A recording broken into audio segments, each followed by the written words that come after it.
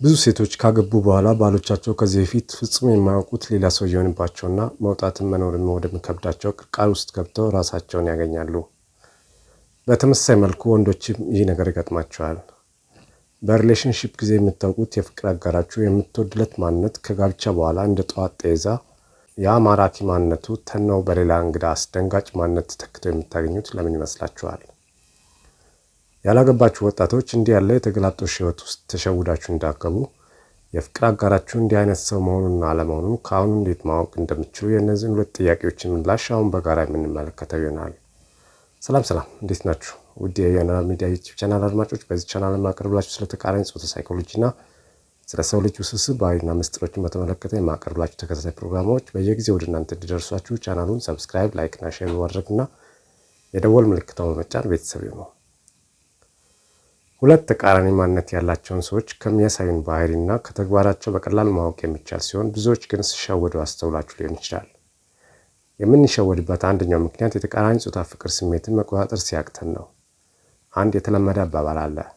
ላቭ ኢዝ ብላይንድ ወይም ፍቅር እውር ነው የሚባል አባባል የመጣው በቀላሉ ስለምንሸወድ እንጂ ፍቅር በራሱ እውር ስለሆነ አይደለም። በየትኛውም መመዘኛ ፍቅር ያበራል እንጂ ጨለማ አይደለም። ነገር ግን ብርሃኑን መቋቋም ሲያቅተን አይኖቻችንን እንጨፍንና ራሳችን በጨፈንነው ፍቅር እውር እናደርገዋለን። እግዚአብሔር ፍቅር ነው። እግዚአብሔር እውነት ነው። ፍቅርና እውነት የአንድ ሳንቲም ሁለት መገለጫዎች ናቸው። ፍቅር እውነትን ይገልጣል፣ እውነትን በፍቅር ይገለጣል። በፍቅር ግንኙነት ጊዜ የፍቅር አጋራችን የውሸት ማንነቱን እያሳየን እንደሆነ የሚገልጡ በርካታ እውነተኛ ምልክቶች ይሰጠናል። ግን እኛ አይኖቻችን ጨፍነን ማየት ያቅተናል። ታዲያ እነዚህን ምልክቶች ማየት እንድንችል በመጀመሪያ ደረጃ ማድረግ ካለብን ቁልፍ እርምጃዎች መካከል አንደኛው ራስን መግዛት ነው። ራስን መግዛት የፍቅር ስሜታችን ከቁጥጥራችን ወጥቶ እንዳያስተን የሚያደርግ ኃይለኛ ልጓም ነው። በሕይወታችን ላይ ከምንወስናቸው ከባድ ውሳኔዎች መካከል ዋነኛውና ግንባር ቀደሙ የትዳር አጋራችን የምንመርጥበት ውሳኔ ነው። ይህ ውሳኔያችን የሕይወታችንን ምዕራፍ ማርሽ ቀያሪ ስለሆነ ወደ ደስተኛ ሕይወት አሊያም የእግር ሰዓት ወደሚሆን ነበልባል ሕይወት ያሸጋግረናል። ስለሆነም የፍቅር ስሜታችን እንዳደንዛዥ የውሸት እብደት ወይም ቅዠት ውስጥ እንዳይከተን ራሳችን በመግዛት ረጋ ብሎ ነገሮችን ማጤን ወሳኝ እርምጃ ነው። ይህን ጊዜ ሴት ከሆንሽ በጆሮ የምታምኚውን ነገር በአይንሽ ለማረጋገጥ ፋታ ታገኛለሽ። ወንድ ከሆንክ ደግሞ በአይን የምታያቸው ነገሮች በነጠረ አመክንዮ የማሰላሰል እድል ታገኛለህ። ሴት ልጅ በተፈጥሮ በጆሮዋ የምትሰማቸው ነገሮች ያለምንም ተጨባጭ ማረጋገጫ የሰማችው ነገር የማመንና የመቀበል ተፈጥሯዊ ባህሪዋ በትዳር አጋሯ ምርጫ ላይ አሉታዊ ተጽዕኖ አሳድሮባት አላስፈላጊ ዋጋ እንዳያስከፍላት ከፍተኛ ጥንቃቄ ማድረግ ግዴታ አለባት።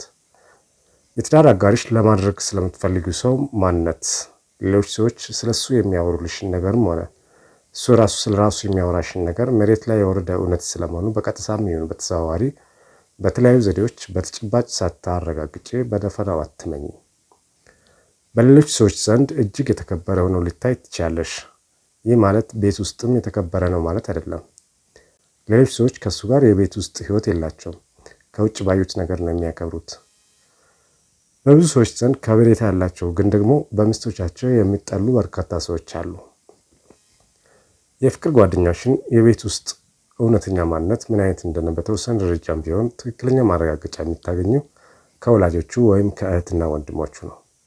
ከወላጆቹና ከእህትና ወንድሞቹ ጋር ያለው ህይወት በጥብቅ ፍቅር የተሳሰረ ከሆነና በጣም የሚወዱት ከሆነ ይህ ሰው ጤነኛ ነው ማለት ነው።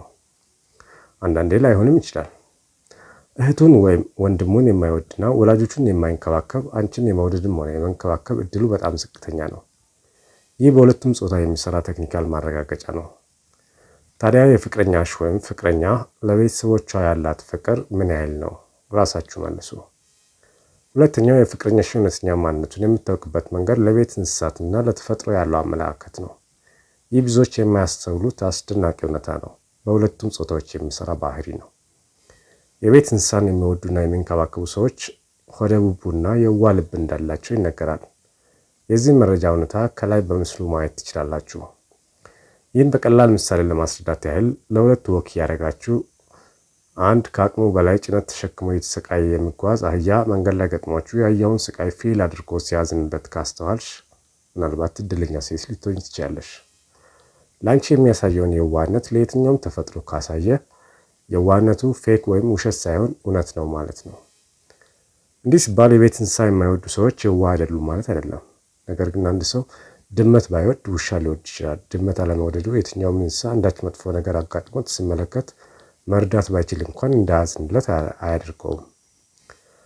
በዚህ አጋጣሚ የምታስተውዩ ሌላው ነገር ባልሽ በዙሪያው ያሉ ነገሮችን በንቃት የማየትና የማስተዋል አቅም እንዳለው የሚጠቁም ነው። ተፈጥሮን የማድነቅ ልምድ ያላቸው ሰዎች ብዙ ጊዜ ልበቅንና መልካም ሰዎች ናቸው ይባላል።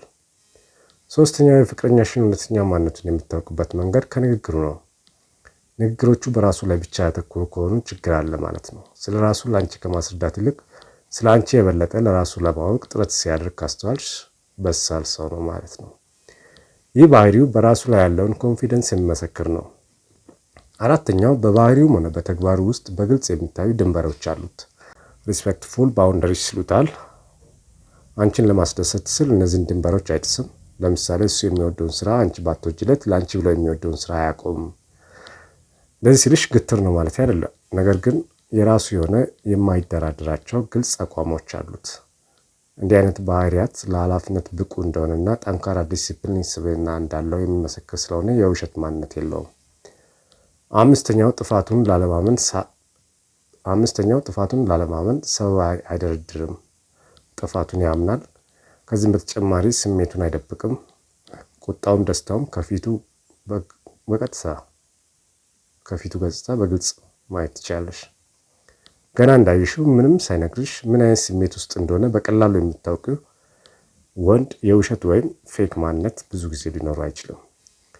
ደካማ ጎን ካለው ደካማ ጎኑን ከአንቺ ለመደበቅ አይታገልም። ይልቅ ድክመቱን በጥንካሬ ለመተካት ስታገል ታየዋለሽ። ስድስተኛው ኮንሲስተንሲ ይባላል። በፈተናዎች እጅ የማይሰጥ ወጥ ዓላማና ግብ አለው። መሰረታዊ የሆኑ ወጥ ባህሪያት አሉት። ለአንቺ የሚያሳየውን ባህሪ ለቤተሰቦቹም ለጓደኞቹም እሱን ባህሪ ሳይቀይር ያሳያል። እነዚህን ከላይ የተጠቀሱ ባህሪያትን ያሟላ የፍቅር ጓደኛ ካለሽ ለትዳር ብቁ ስለመሆኑ አትጠራጠሪ። ይህ ለሁለቱም ጾታ የሚሰራ ስለሆነ ሴቷም ይህን ባህሪ ካሟላች የትዳር ሴት ናት ማለት ይቻላል። በቀጣዩ ጊዜ በሌላ ርዕሰ ጉዳይ እስክንገናኝ በቸር ቆዩልኝ። ዮናታን ነኝ። ቻው።